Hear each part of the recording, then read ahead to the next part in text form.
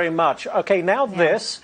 The Wall Street Journal is reporting that Uber is in talks to buy Postmates. That's another food delivery service for about $2.6 billion. Let's bring in Emil Michael. He's former Uber Chief Business Officer. Emil, thanks for being here. I guess, will the demand for food delivery go away ever?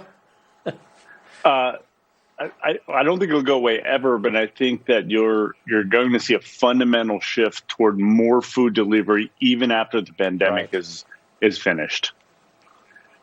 And the reason is that people are going to develop new habits, right? And they'll carry those habits with them.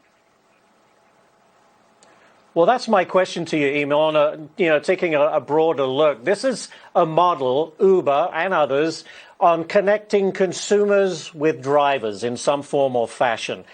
Does the company have to kind of reinvent itself, reinvent the model? Because I don't think ride sharing, for instance, I think goes out the window. I think people will not want to share rides with people who they don't know whether they're taking precautions. They don't know whether the cars are being cleaned out in between rides.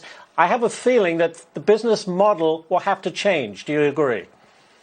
Well, I think parts of it will have to change, but let me suggest this, that there are, for example, ways to show in the app that this driver has cleaned his car or maybe even was tested for coronavirus and is clean.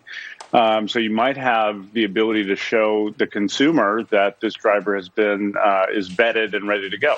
The other thing you might see is people switching from public transportation like buses and crowded subways to Ubers. And now, it may be better for them to go all the way to their own private car, but if they can't afford to go all the way there, then Uber is a nice substitute for that. So I think you're going to see a lot of changes one way or the other in that business.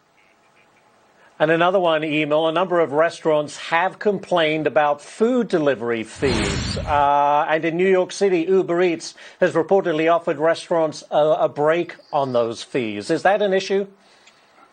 I think it's smart for Uber Eats to be giving breaks to restaurants during this difficult time. But what I would do is challenge the cities that are putting in these price controls and say, instead of just doing that, why don't you reduce the fees, the red tape, the taxes that go along to the restaurant themselves? That'll reduce their cost of ownership and their cost of operating today and tomorrow. Reduce their property taxes to their landlords and let that pass through to their lower rent payments. That'll make much more of a difference than forcing private companies who are already being competitive to cap their fees in certain areas.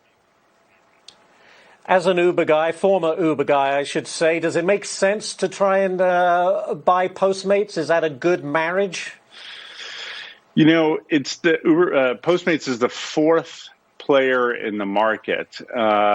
And I think it could make sense at the right price. I don't think Uber gets a lot from it. They basically changed their market position in one major metropolitan area, Los Angeles. That's all they get for $2.4 billion. I think there's probably a lot of better uses for that $2.4 billion.